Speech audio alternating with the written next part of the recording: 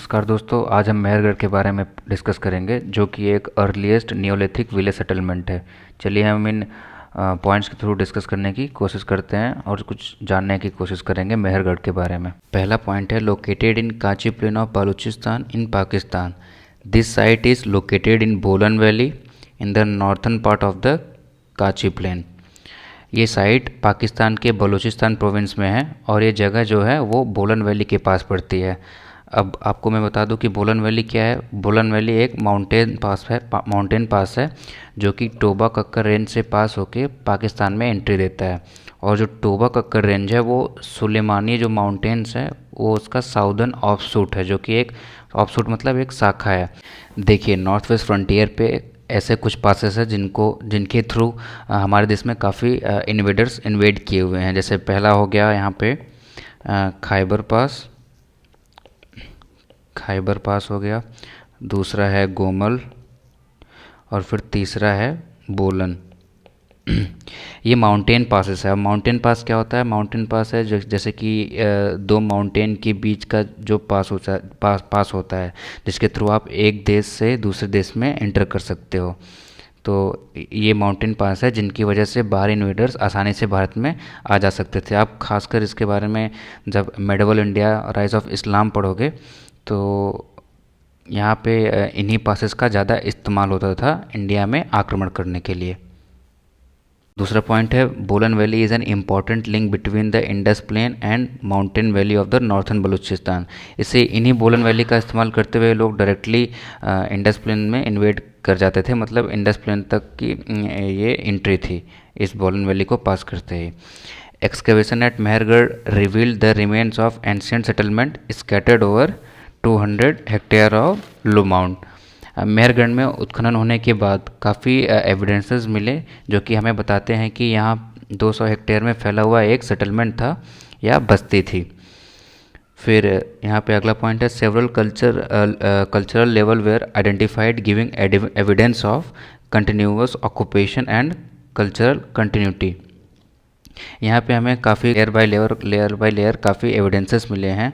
जैसे कि जब आर्कियोलॉजिस्ट वो वर्टिकल एक्सकवेशन करते हैं, वर्टिकल मतलब कुछ इस तरह नीचे की तरफ हम डीप डाउन नीचे चले जाते हैं एक्सकवेट करते करते। जैसे कि हमने पैलियोलिथिक एज में पढ़ा है, जब पहले आता है कि वहाँ पे लोअर पैलियोलिथिक एज, फिर मिडल पैलियोलिथिक एज, फिर अपर पैलियोलिथिक एज। तो मेहरगढ़ में भी कुछ ऐसे ही लेयर बाय लेयर एक्सकवेशन हुआ है जिसे हम वर्टिकल एक्सकवेशन कहते हैं। तो जिसकी वजह से हमें काफ़ी एविडेंसेस मिले हैं एक कल्चरल कंटिन्यूटी की कि यहाँ पे काफ़ी समय से कुछ लोग रहा करते थे। फिर नेक्स्ट पॉइंट है मेहरगढ़ है 6 level of cultural continuity which is important to us. और ऐसे ही यहाँ पे मेहरगढ़ में हमें 6 लेवल की कल्चरल कंटिन्यूटी मिली है। जैसे कि पैलियोलिथिक एज में 3 था, मैंने आपको बताया लोअर, मिडल और अपर। यहाँ पे ऐसे 6 कल्चरल कंटिन्यूटी हैं जिनके बारे में हम आगे डिस्कस करेंगे। स्लाइड पे चलते हैं। तो ये देख सकते हैं आप, यहाँ पे जो मेहरगढ़ है वो पाकिस्तान और अफ़गानिस्तान के बॉर्डर पे है, बलूचिस्तान प्रोविंस में।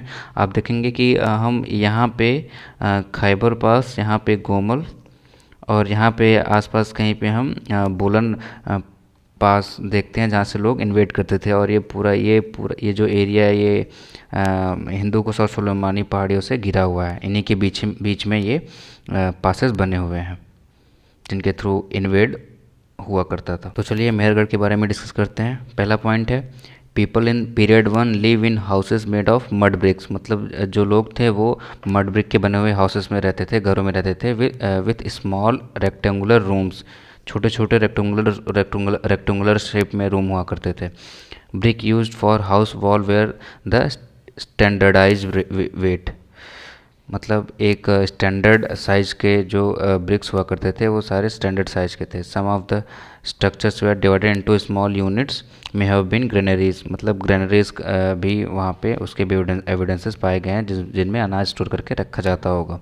फिर दूसरा पॉइंट है stone tools including microliths used, some of them based on blades, hand axe, sickle were also found to harvest the grain. Sickle मतलब जिससे अनाज काटा जाता है, उसका भी एविडेंस मिला है। ग्राइंडिंग स्टोन्स भी मिले हैं जिसमें अनाज कूटा जाता है, आपने गांव में देखा होगा। बोन टूल्स भी हमको मिले हुए हैं और हैंडमेड क्ले फिगरिन भी मिला हुआ है। फिर तीसरा पॉइंट है Mehrgarh one was a aceramic, it had no pottery. Aceramic का मतलब होता है, ए सिरेमिक का मतलब है जहाँ पे ऐसे जगह जहाँ पे पॉटरीज का इस्तेमाल हमें नहीं दिखा है, जहाँ पे पॉटरीज के एविडेंसेस नहीं मिले हैं, उसे हम ए सिरेमिक कहते हैं। फिर नेक्स्ट पॉइंट है people buried their dead in the open space between their houses. अपने घरों के बीच में, मतलब दो घरों के बीच में जो जगहें बसती थी, वहाँ पे वो जो डेड बॉडीज़ थी वहाँ पे बरीड करते थे वहाँ पे। The bodies were placed in oval pit in a flex position. Grave goods such as basket, food, offering ornaments such as necklace made of stone, shell beads, bone, pendant and anklet। मतलब जो bodies बरी की जाती थी वो Oval पिट में flex position में बरी की जाती थी, और उनके साथ कुछ ग्रेव गुड्स भी रखे जाते थे जो कि आफ्टर लाइफ रिचुअल होता है। मैं आपको फ़ोटो दिखाता हूँ ओवल पिट की। ये देखिए, जो आप ये इमेज देख रहे हैं ये फ्लेक्स पोजीशन इसे ही कहते हैं। कुछ इस तरह की बॉडी इसमें रखी जाती है और ये ओवल पिट है। और यहीं आसपास आप ग्रेव गुड्स देखते हैं जो कि आफ्टर लाइफ रिचुअल पे वो लोग बिलीव करते थे। नेक्स्ट पॉइंट हम देखते हैं कि copper beads also found in burial, turquoise and lapis lazuli also found. अब आप देखते हैं कि ये जो कॉपर बीड हो गया, टर्कोइज और लेपिस लजुली, ये टर्कोइज और लेपिस लजुली जो है ये सेमी प्रेशियस स्टोन है, सेमी प्रेशियस स्टोन। ये कुछ ऐसे स्टोन्स थे। और हम यहाँ पे देखते हैं शेल बीड्स भी जो देखते हैं, ये कुछ ऐसी चीज़ें हैं जो कि हम देखेंगे कि शायद हो सकता है ये किसी तरीके का लॉन्ग डिस्टेंस ट्रेड में इन्वॉल्व हो, ये लोकली अवेलेबल नहीं होती थी। लास्ट यहाँ पे जो पॉइंट है ये है instance of double burial. Double burial means होता है कि एक के साथ, मतलब किसी एक बरियल में दो लोग को एक साथ में दफनाना। And secondary burial also found. Secondary burial मतलब होता है किसी डेड बॉडी को पहले हम जलाते हैं, फिर उनके बचे हुए अवशेषों को किसी छोटे से मटके में करके कहीं पे पर्टिकुलरली दफना दिया जाता है, उसे हम सेकेंडरी बरियल्स कहते हैं। फिर आप यहाँ देखते हैं कि ये जो फ़ोटो आप देख रहे हैं इन्हें हम पिट ड्वेलिंग्स कहते हैं। आप देख सकते हैं कि यहाँ पे 4 चैम्बर है और ये छोटे छोटे एंट्रेंस बने थे जिसमें जिससे ये एक कमरे से दूसरे कमरे में आते थे। इसी में ये रहा करते थे जो मेहरगढ़ के लोग थे। फिर यहाँ पे हम एग्जांपल देखते हैं, ये पॉलीक्रोम पॉटरी है। पॉलीक्रोम पॉटरी मतलब होता है जो जिसमें एक से ज़्यादा कलर का इस्तेमाल किया गया हो, उसे हम पॉलीक्रोम पॉटरी कहते हैं। अगला पॉइंट है in period 2 size of settlement increase. जैसे जैसे पॉपुलेशन बढ़ता जाएगा वैसे वैसे हमें जो सेटलमेंट है उसकी साइज़ इंक्रीज होते हुए दिखेगी, क्योंकि पॉपुलेशन बढ़ते हुए नज़र आता है। ऐसे ऐसे एविडेंसेस हमें मिले हैं। Houses with storage compartment found. अब जो स्टोरेज कंपार्टमेंट है वो भी काफ़ी बड़े बड़े हमें मिलेंगे, क्योंकि उसमें ज़्यादा मात्रा में ग्रेन को स्टोर करके रखा जाता था। अगला पॉइंट है sickle made microlith hafted into bitumen found. Sickle मतलब जिससे अनाज को काटा जाता है वो भी मिला हुआ है, जो कि बाइटुमिन से बना हुआ होता है। बाइटुमिन वो होता है जिसका इस्तेमाल खासकर हम जब रोड बनता है तब देखते हैं। फिर तीसरा पॉइंट है small amount of handmade pottery found and wheel made pottery appeared in period 2C। जब हम हमें इसका भी एविडेंस मिलता है कि हमें कुछ हैंडमेड पॉटरी के भी एविडेंसेस मिले हैं। और फिर इसी मेहरगढ़ पीरियड 2 के को भी हम सब डिवाइड किए हुए हैं, पीरियड 2A, पीरियड 2B और पीरियड 2C। तो हमें पीरियड 2A और B में तो हैंडमेड पॉटरीज मिली हुई हैं, पर पीरियड 2C में हमें व्हीलमेड पॉटरीज के यूज़ होते हुए दिखे हुए हैं, मतलब उसके एविडेंसेस मिले हुए हैं। फिर तीसरा यहाँ पे चौथा पॉइंट है period 3 belong to the chalcolithic age. जो तीसरा पीरियड है मेहरगढ़ का वो चालकोलिथिक एज है, मतलब इसमें मेटल प्लस स्टोन इन दोनों चीज़ का यूज़ हो रहा है, जिसको हम चालकोलिथिक कहते हैं। फिर यहाँ पे अगला पॉइंट है evidence of increase in craft activities including large production of wheel made potteries.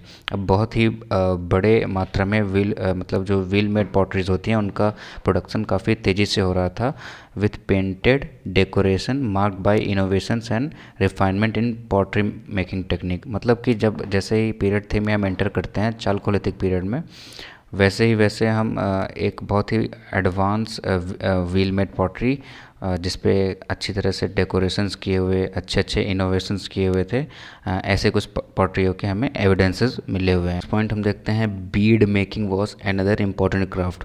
Bead making वो होता है जैसे कि हम देखते हैं कि काफ़ी प्रेशियस और सेमी प्रेशियस जो स्टोन होते हैं उनका इस्तेमाल करके हम ऑर्नामेंट्स बनाते हैं, उन्हें हम बीड मेकिंग कहते हैं। Bead of also semi precious stone such as lapis lazuli, turquoise and agate as well as of terracotta and shell।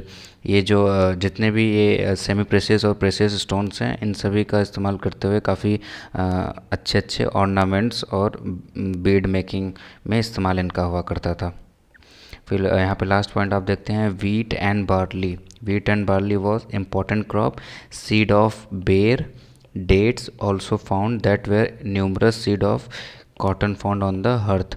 हम ये भी देखते हैं कि हमें वीट बार्ली के साथ साथ बेर के और जो डेट्स होते हैं जिनको हम खजूर कहते हैं उसके सीड्स और कॉटन के भी सीड्स के एग्जांपल हमें मिले हुए हैं। नेक्स्ट स्लाइड पे चलते हैं। अगला इसका पॉइंट है, period 4 shows further expansion of settlement, diversification of agriculture and craft and more decorated pottery। जैसे जैसे हम आगे पीरियड और अपग्रेड करते रहेंगे वैसे वैसे ही हमें एक्सपेंसन दिखेगा सेटलमेंट का, एग्रीकल्चर का भी एक्सपेंसन दिखेगा, क्राफ्ट प्रोडक्ट और पॉटरी डेकोरेशन में काफ़ी प्रोग्रेस हमें मिलते हुए दिखते हैं। फिर नेक्स्ट पॉइंट है, पॉलीक्रोम पॉटरी। पॉलीक्रोम पॉटरी मतलब है पॉटरी जो जिसमें एक से ज़्यादा कलर का इस्तेमाल किया गया हो। Terracotta figurine with tubular body, pinch nose and joint leg made it appearance. Terracotta figurines भी हमें मिले हैं, इसके भी अपीयरेंस हमें इस फेज़ में देखने को मिलता है। टेराकोटा एक तरह का क्ले होता है, मतलब मिट्टी होती है जिसके फिगरीन्स बनाए जाते हैं। फिर यहाँ लास्ट पॉइंट आप देखते हैं, potteries were appeared in red ware decorated with peepal leaves as well as fired greyware. यहाँ पे हमें देखने को मिलता है जो पॉटरी है वो रेडवेयर होती हैं और वो डेकोरेट किए गए थे पीपल के पत्तियों से, मतलब पीपल पत्तियों के शेप दिए गए थे उस पॉटरीज में। और जो कुछ हमें फायर्ड ग्रेवेयर के भी पॉटरीज मिली हुई हैं। तो जैसा कि आप देख सकते हैं इस मैप को मैंने इसलिए लगाया था ताकि मैं आप लोगों को वो जो नॉर्थ वेस्ट फ्रंटियर पे पासेस हैं उनको दिखा सकूं। देखिए यहाँ पे दिया हुआ है, ये आपको पूरा हिंदू कुश और सुलेमान की पहाड़ियाँ दिखेंगी। ये आपका खैबर पास है और ये गोमल पास है आपका, और यहाँ कहीं पे मतलब मेहरगढ़ है जहाँ पे बोलन वैली मतलब बोलन पास था। इसी के थ्रू होते हुए लोग इंडिया में इन्वेड कर लिया करते थे। काफ़ी इजी होता था उन माउंटेन वैलियों के बीच से पास करना। देखिए यहाँ पे रूट भी बना हुआ है, खैबर पास का रूट है ये, और ये बोलन पास का रूट है। तो आज के लिए सिर्फ इतना ही। उम्मीद करता हूँ आपको ये लेक्चर पसंद आया हो। वीडियो को लाइक करें, शेयर करें और चैनल को सब्सक्राइब करें। Thank you. मिलते हैं अब आपसे अगली वीडियो में।